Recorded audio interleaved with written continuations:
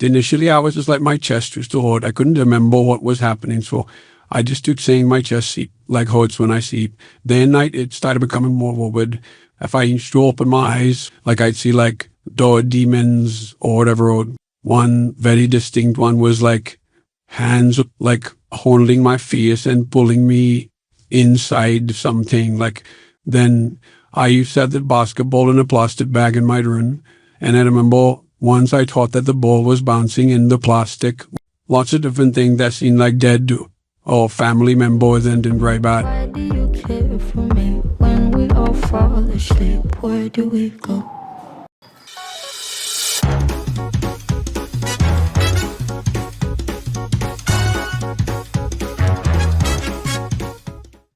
Welcome back to Wellness Curated. In our current series, we're going to revisit some really valuable insights that have been shared across our podcasts. But from a fascinating new perspective, we're going to deal with it from the lens of science.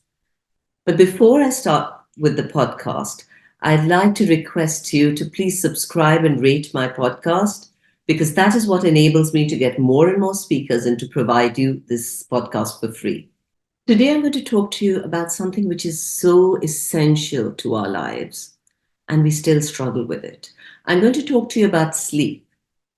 So a lot of celebrities like Jennifer Aniston, George Clooney, Rihanna, they've all struggled with insomnia. What you heard at the beginning was actually about sleep paralysis. Sleep paralysis, it's a stage between the wakefulness and going to sleep. When the REM sleep is still not finished, but person gets aware and conscious, he may feel as if he's unable to talk or unable to move his body. Or sometimes, a few of them may feel little breathlessness, choky kind of thing. Sometimes, people may feel a lot of discomfort in their chest, thinking, somebody is trying to press on the chest, heavily. A lot of people, they also get some kind of a hallucinations. Basically, you have to understand sleep as a phenomenon biologically. It is not a one single event. It works like a well-oiled machine. You go from one phase of the sleep to the next without getting disturbed. The REM sleep and the NREM sleep. So that architecture is disturbed in a sleep paralysis episode. In this episode, as I said, we're going to explore the likes of melatonin and sleep medications. We're going to explore circadian rhythms. We're going to explore sleep difficulties. We're going to explore nighttime routines. So the philosopher Alain de Botton wrote this book called The Course of Love. And in that, he's got a fabulous perspective on sleep. He says insomnia is your mind taking revenge on thoughts that you did not address. It's the unaddressed issues that come up into your mind at night to be addressed. There is a concept called hyperarousal. Because you're stressed and anxious during the day, it shows up at night, and then this anxiety releases hormones like cortisol and adrenaline. This prevents you from going into deep sleep and into REM sleep. So that's one big area. Another one is our cortisol levels. I'm saying the pace of life these days being so fast. Our cortisol levels, our stress chemicals, can be pushed up. We don't necessarily have to feel, oh, I'm so stressed, but it's even just the relentless demands, the relentless messages, alerts, things we have to respond to, noise pollution. These are all pushing our cortisol levels up, and that can stop us sleeping well at night. That's one of the biggest things that can stop us sleeping at night. Science actually has a solution to breaking this pattern. It's called cognitive behavior therapy for insomnia, CBTI. And in this, you're addressing negative thought patterns and behaviors. And that breaking that pattern will then help you sleep. Once you understand what shapes our sleep, then you can look at that objectively and go and work out what is shaping your sleep specifically, what is stopping you from going to sleep at night. Is your mind worrying? Are you thinking about problems in the day? Is your bed uncomfortable? It might be sort of things like that. Or is there light pollution coming in? It's working out what is stopping you, and then dealing with the causes. Without that understanding, you can't particularly. So it's a matter of realizing that our night and day are completely intertwined, and everything that happens in our day impacts our sleep at night. Our sleep is actually governed by something called the circadian rhythm. Now, what is the circadian rhythm? It's just our internal biological clock, and it's influenced by the environment, specifically light, and it governs our sleep and our feeling alert. When this rhythm is disrupted, say by blue light, if we're looking at a device just before going to bed, our sleep quality can suffer. That's why turning off gadgets half an hour before bedtime is actually proven to help with sleep. I'm taking a light, for example, with this. I now am very conscious of the light I take in, particularly in the morning. I will, as I said, take in that light. I go for an early morning walk if I can. Mm-hmm. I also have a light box on my desk. If I put on my box, which is just in the corner of my desk here, for maybe an hour in the morning, that's giving me 10,000 lux, very, very clear light signals to my brain to, sync my circadian clocks and give me a serotonin release and make me more alert for the day. Some of the recommendations are to expose yourself to bright light in the morning, to put away your devices half an hour before winding down, ensure that your room is quiet, dark, and cool, and invest in a comfortable mattress and pillows. Also, calming activities helps. So if you start dealing with chronic stress, you will start dealing with sleep. So let me give you a few tips on chronic stress, and then I'll give you a few pointers for sleep, in particular. Chronic stress is about looking after yourself. Now, I'm going to give you everyday things that work. So number one, at the end of every day, you've got to ask yourself 3 questions and answer them positively. So number one, what did I do for my body? And under body, there are 3 things. 1, how well did I eat? Now, eating well is not about protein, carb, 5 a day, and so on. Eating, from the emotional point of view, is a primal between the wise you, like the parent, and the child, which is the potentially panic side. It's the first thing your mom did with you when you were born. So it's about calming yourself. It's about loving yourself. It's exercise. When you go for a run, it's not about Fitbit, how many steps did I do? When you go for a run, it is about getting away from it all. The second is, what did I do for my mind?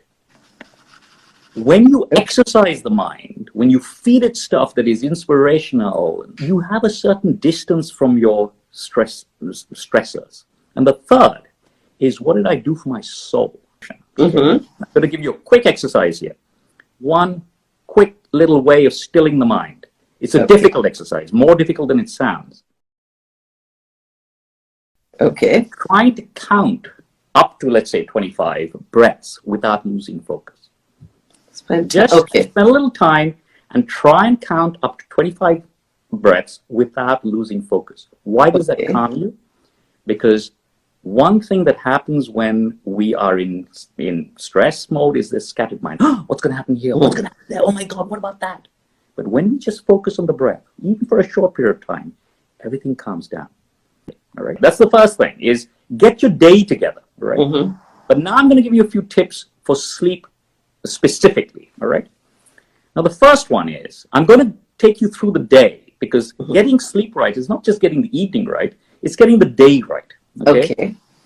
Now, I'll start with the most unpopular thing. Try and wake up at the same time every day, regardless of whether it's a weekday or a weekend. Because the mind is a creature of habit. And if it knows this is my waking up time, this is my going to sleep time, it does it very well. When you party till 3 a.m. on a Friday and a Saturday, and you wake up at noon, you jet lag yourself. And then on the Monday and the Tuesday and the Wednesday, you're picking up the pieces, and you just got your act together around your workday routine, and then you jet lag yourself again. And that's not a good thing. So the first thing you got to try and do is try and wake up at roughly the same time every day, number 1. Number 2, once you're awake, have as much exposure to daylight as you can. Natural light. I don't mean lights indoors. Have breakfast outdoors if you've got an outdoors, or a conservatory, you've got a conservatory, have a coffee outside. this is very, very important to have as much light intake first thing in the morning. Because it's as important to signal to the brain, it's morning, wake up, get your act together, as it is at night to say, hang on, switch off, it's night. The facets of the same thing, all right? That's the second thing.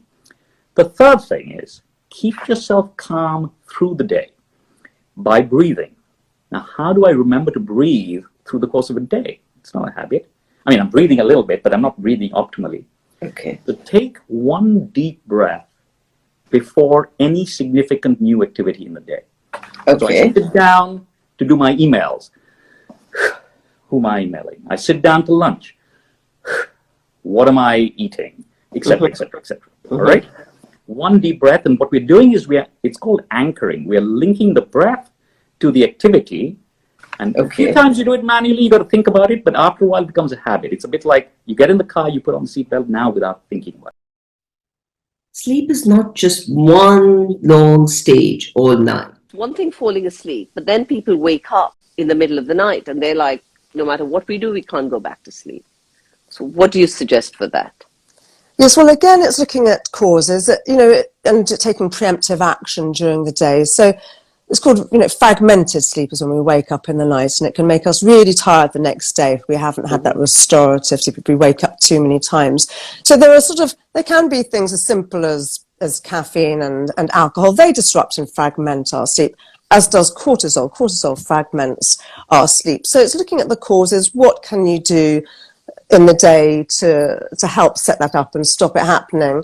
Learning your caffeine cutoff or point or whatever. But also, of course, it can just become a habit after a while. So even if you take away all those things, the habit is there. So dismantling that habit, which I have a chapter on the science of habits, where I talked to Dr. Carl S. Smith, who's a habit expert. Absolutely fascinating how habits establish themselves in the brain, why your brain reaches for one habit over another, and what we can do to dislodge one and set up another one that we do want. But I mean, one thing to remember if you do wake in the night is really, might sound easier said than done, but it's not, is to just don't worry about it. It is perfectly natural to wake up between sleep cycles. We sleep in these roughly 90-minute sleep cycles. So we go from being awake into a light sleep, into a deeper sleep. Then we go into our REM, rapid eye movements, dream sleep. And then, we can surface between that and our next 90-minute sleep cycle. So it's not the end of the world. It is perfectly natural. So you can just tell yourself, you can use suggestions, just say, I don't have to worry about this. I will just go back and have however many more sleep cycles I'm going to have tonight. Because obviously worrying it triggers our fight or flight. And then that triggers the hormones that come with fight or flight. So that is going to wake us up, make us mentally alert. Of course, not reaching for a blue-white light is another. That is a complete no-no, because that will send wake-up light signals. Keeping it dark, doing some controlled breathing. You can increase your slow brain waves. If you can reduce your breaths to sort of, breathe into 5, out 5, or even up to 10 in and out, reducing your breath to sort of right down to 6 or 3 a minute, can increase those slow brain waves. Because interestingly, insomnia is classified as a subjective disorder by the American Academy of Sleep Medicine. And what that means is it comes down to our personal perception of how well we've slept, how much we've slept, how long it took us to get to sleep. Because interestingly, when they've done studies on this, insomniacs often take less time to fall asleep than they thought. They wake less often than they think, and they do have deep sleep. But like you say, they wake up feeling exhausted. So it's not, first of all, remind yourself that insomniacs do get more sleep. Reassure yourself you are getting enough sleep. Perhaps using mindfulness or relaxation techniques will be very, very helpful. Now, a lot of you increasingly are turning to sleep medications, whether it's melatonin, whether it's other medications, sedative hypnotics. There is a buzzword at the moment called 5-HTP. 5-HTP stands for 5 hydroxytryptophan. It's an amino acid, and this is required in making serotonin, which, as you know, is the neurotransmitter responsible for us being happy. Serotonin is required to make melatonin, which is your sleep hormone. A lot of people are taking 5-HTP thinking it's just an amino acid. It's not a hormone. It's not going to be dangerous. Let's see what the experts have to say. And in terms of melatonin, what is your view on that? Because there's a lot of mixed reports on that. Yes, well, melatonin, yes, there have been a lot of mixed reports. Sorry, taking artificial melatonin, obviously supplements. not the supplements. Yes, they're supplements. Yes, I mean, supplements, there's a lot of evidence to say that they can really help, obviously, in the short term with jet lag, and if you've had an upset or been ill or stress, it can help. I mean, I would say, ideally get one, a brand recommended, possibly from your doctor. In this country, in the UK, it's on prescription. In other countries, you can get it over the counter, but just, maybe be sure of the brand you're buying so that the quantity is correct, the quality is correct. Although I would say push up your own melatonin levels. There's so much we can do to maximize our melatonin levels. One would be increasing tryptophan in our diet. Tryptophan you find in sort of protein foods, high protein foods, like animal products, but also beans, pulses, that sort of thing. And oats, a wonderful source of tryptophan. And tryptophan, the body needs to produce serotonin, the happy hormone, which in turn we need to produce melatonin, the sleep hormone. So if you have lots of tryptophan in your diet, that's a really good starting point. I mean, I've got a whole thing on chrononutrition, the ideal time to eat certain foods for sleep. But tryptophan is a very good starting point. And then also to protect your melatonin levels at night so that they're not suppressed by blue-white lights, particularly up close phones or screens. So protect your melatonin, dim the lights so that when your body, when your brain, your eyes relay it's getting dark message to the brain, then your body will start releasing melatonin, which starts going up about 9 p.m. usually. Right. Another thing, as you're approaching bedtime, have a hot bath or a shower for two reasons. One obvious, one not obvious. The obvious one is warm water relaxes the muscles, you sleep better. The second one is more interesting. It's the shower is hot and the room is cool in comparison. So when you go from hot to cool, what does the brain think? The sun is set. Sunset brings two things, you see. The light goes, and we're all focused on the light, turn off the light and so on. But actually, if you can somehow trick the brain into believing that the sun is set because the temperature went down as well, that's a very good way of also coaxing the body to sleep. Lovely. So, that it's now better. So there you have it, the science behind how you can sleep better. It's a blend of understanding your circadian rhythm, it's the right environment, managing your stress, and being mindful of what you eat. Implementing changes based on these scientific insights can transform the way you sleep and as a result significantly improve your quality of life. Thank you so much for watching. Remember, good sleep is not a distant dream. For more on leading a healthier, happier, more hopeful life, please subscribe to our podcast, Wellness Curated, and get your friends and family to subscribe too. Thank you for listening. See you next week.